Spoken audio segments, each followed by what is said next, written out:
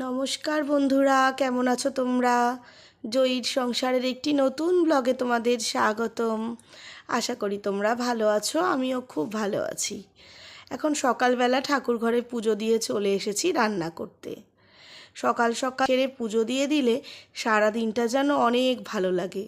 তাই সর্বপ্রথম কাজই হচ্ছে ঘুম থেকে উঠে স্নান সেরে ঠাকুর ঘরে যাওয়া। এখন চলে এসেছি রান্না করতে। বানাবো আজকে লাউয়ের তরকারি। আজকে এমনিতেই নিরামিষ, তাই লাউয়ের তরকারি বানাবো আর তার সাথে আরও অন্য একটা কিছু বানাবো। তবে লাউটা আজকে একটু অন্য রকম করে বানাবো, তাই আগে প্রথমে লাউটাকে কেটে নিচ্ছি। এমনিতে লাউয়ের ঘন্ট হলে যেরকম ঝিরিঝিরি করে কাটি, সেইভাবে আজকে কাটবো না। আজকে লাউটাকে একটু ডুমো ডুমো করে কাটবো। একঘেয়ে একই রকম খাবার খেতে যখন ভালো না লাগে, তখন মনে হয় যে একই সবজি আছে কিন্তু একটু অন্য রকম করে বানালে হয়তো সবারও ভালো লাগবে আর নিজেরও ভালো লাগবে। তার মধ্যে আজকে সকাল থেকে মেয়েটার আবার একটু শরীরটা খারাপ হয়েছে।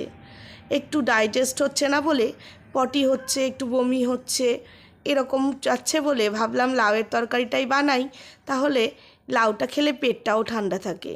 খুব একটা ঠান্ডা যেহেতু পড়েনি, তার মধ্যে উলেন জিনিস ব্যবহার করা হয় টুকটাক, এদিকে কম্বল ব্যবহার করা হয়, এতে কিন্তু প্রত্যেকেরই পেট গরমও হয়। তাই জন্য লাউতে কিন্তু পেটটাও ঠান্ডা রাখে। তো ওকে অ্যান্টাসিড দিয়ে দিয়েছি। এখন দেখি আজকের খাবারটা একদম লাইট দেব, যাতে আজকে একটুখানি এই রকমভাবে চললে হয়তো ঠিক হয়ে যাবে। তো লাউটা কেটে আমি এদিকে প্রেসার কুকারে সিটি দিয়ে দিয়েছি। একটা সিটি দিলেই যথেষ্ট। এদিকে বড়িটাকেও ভেজে নিচ্ছি।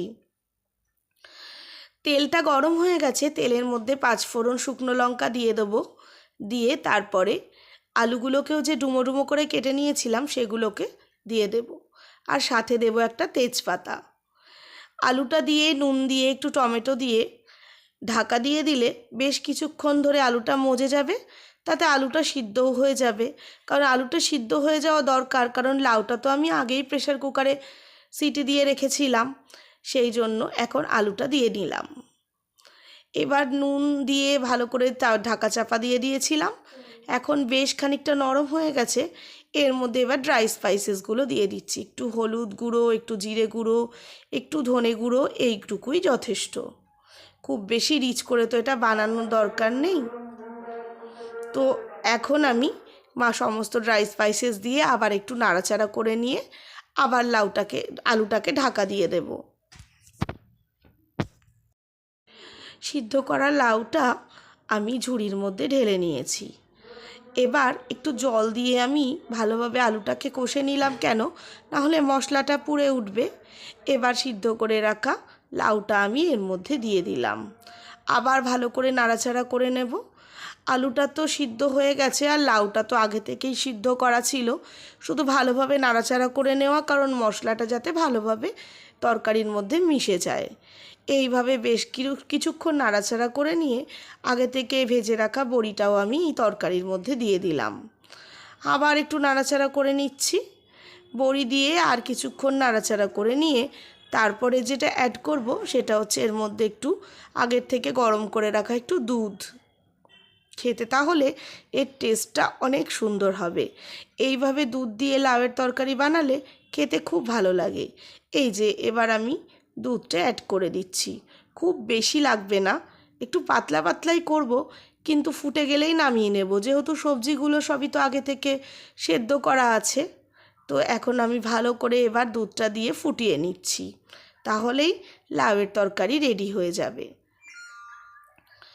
রান্না মোটামুটি কমপ্লিট হয়ে গেছে, ওদিকে মেশিন চালিয়েছিলাম সেটাও হয়ে গেছে। ছাদে বেশ সুন্দর রোদ এসেছে, তাই এখানে জামা কাপড়গুলো একটু মেলে দিচ্ছি। জামা কাপড়গুলো মেলে ক্লিপ দিয়ে নিচ্ছি আর চারিপাশটা ঘুরে একটু দেখছি। মেয়েকেও বললাম আয় একটু রোদে আয়, তবে ওর আজকে এনার্জিটা কম বলে ও আর আসতে চাইলো না, ও ঘরেই রয়েছে। তো আমি এখানে একটু রোদ্রে চারিদিক ঘুরছি আর কি ভালো লাগছে দেখো, চারপাশটা পরিষ্কার আকাশ, সুন্দর রোদ। ঠান্ডা থাকলে আরও এই রোদটা ভালো লাগে, ঠান্ডা এত কম বলে রোদটা আবার একটু গায়েও লাগছে। লাঞ্চ সেরে ওকে বললাম একটু শুয়ে নাও, শরীরটা যেহেতু খারাপ লাগছে। শোবে না, যেহেতু ঘুম থেকে একটু দেরি করেই ওঠে, স্কুল নেই এখন, তো তার জন্য ওর দুপুরবেলা ঘুম আসে না। ও এটা সেটা করতে থাকে, আঁকা করে, কখনো কখনো একটু খেলে। তো আমি বললাম আজকে একটু রেস্ট নিয়ে নাও, তাই এখন একটু শুয়ে পড়েছে। এখন আর পটি করেনি, তবে যেহেতু সকাল থেকে কয়েকবার করেছে তাই জন্য একটু শরীরটা দুর্বল লাগছে। আমি ওই জন্য বারবার করে ওআরএসে জল দিয়ে দিচ্ছি, তবে এখন অনেকটা ঠিক আছে। একটু রেস্ট নিয়ে নিলে আরও ভালো হয়ে যাবে। এরপর থেকে আর তোমাদের সঙ্গে কথা বলা হয়নি, কারণ মেয়েটার শরীরটা খুব খারাপ ছিল। তারপর ওকে একটু ঘুম পাড়িয়ে দিয়েছিলাম, এখন বলছে বেশ ভালো লাগছে, ফ্রেশ লাগছে। তো ওকে ওর ভালো লাগছে বলে আমি আবার একটু হাঁটতে বেরোলাম। তো হেঁটে এইমাত্র এলাম।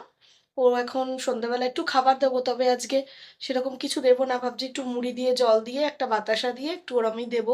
আজকের খাবারটা একটু লাইটই রাখছি, কারণ যেহেতু এরকম প্রবলেমটা হয়েছে সেই জন্য। তো এখন ভালো আছে, তাই ভাবলাম যে তোমাদের সঙ্গে একটুও কথা বলা হয়নি, তাই হেঁটে এসে আগে তোমাদের সঙ্গে কথা বলে নিলাম। এখন ওকে খাবারটা দেবো, তারপর একটু চা বানাবো, এই সমস্ত করব। ওকে একটু মুড়ি জল খাইয়ে আমি এখানে চা বানাতে চলে এসেছি। আজকের ভিডিওটা এই অবধিই থাকলো। তোমাদের ভালো লাগলে লাইক করো, যারা চ্যানেলটা সাবস্ক্রাইব করোনি সাবস্ক্রাইব করো। ভালো থেকো, সুস্থ থেকো, সাবধানে থেকো।